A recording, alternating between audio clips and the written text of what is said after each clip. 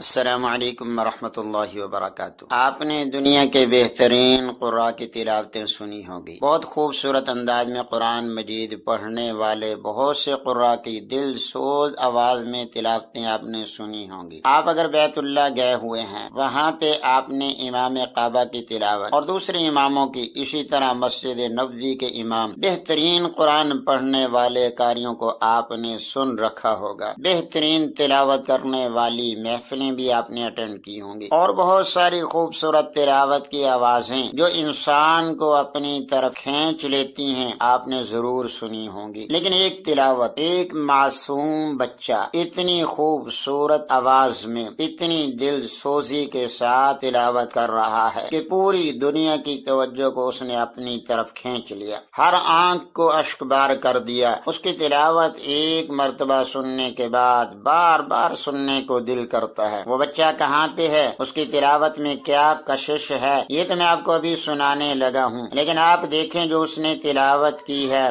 جس جگہ پہ بیٹھ کے تلاوت کی ہے، اس تلاوت کا جو کنٹیکٹ ہے، تلاوت کے دوران جن آیات کو وہ بچہ تلاوت کر رہا ہے، ان آیات کی جو سلیکشن ہے، ان آیات کا جو ترجمہ بنتا ہے، بہت اہم ہے۔ اس پہ آپ غور کریں۔ گولیوں، بمبوں کی برسات، اپنے شہداء کی لاشوں کے درمیان، غزہ کے اندر اپنے گھر کے ملبے کے ڈھیر پر ہر طرف جہاں پہ لاشیں بکھری ہوئی ہیں، شہداء کی لاشیں ہیں، کتنے خوبصورت انداز میں، کتنے دلکش انداز میں، بالکل اطمینان قلب کے ساتھ یہ بچہ تلاوت کر رہا ہے، اور پوری دنیا کفر کو یہ پیغام دے رہا ہے، تم ہمیں قتل تو کر سکتے ہو، ہمارے گھروں کو، ہماری بستیوں کو ملبے کے ڈھیر میں تو بدل سکتے ہو، مگر ہمارے جذبوں کو، ہمارے ایمان کو شکست نہیں دے سکتے۔ اس بچے کی تلاوت میں اور جو اسٹیج پر پڑھی جانے والی تلاوتیں ہوتی ہیں، ان کے جو انداز ہوتے ہیں، ان دونوں میں آپ کو کوئی فرق محسوس نہیں ہوگا۔ جو بڑے بڑے مجموعوں میں عمدہ قسم کے ساؤنڈ کے ساتھ پڑھی جاتی ہیں، آپ نے تلاوت کے بعد ترجمہ ضرور سننا ہے، تاکہ آپ کو پتہ چلے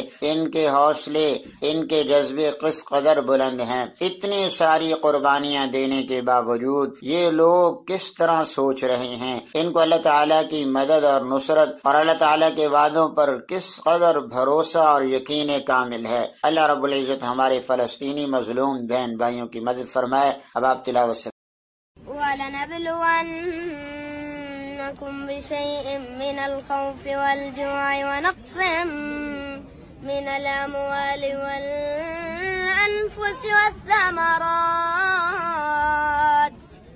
وَبَشِّرِ الصَّابِرِينَ الَّذِينَ إِذَا أَصَابَتْهُم مُّصِيبَةٌ قَالُوا إِنَّا لِلَّهِ وَإِنَّا إِلَيْهِ راجعون أولئك عليهم صلوات من ربهم ورحمة وأولئك هم المهتدون۔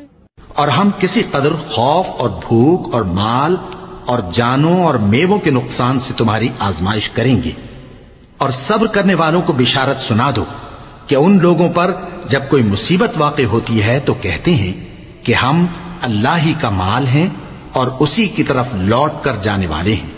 یہی لوگ ہیں جن پر ان کے پروردگار کی عنایتیں ہیں اور خصوصی رحمت بھی ہے، اور یہی سیدھے رستے پر ہیں۔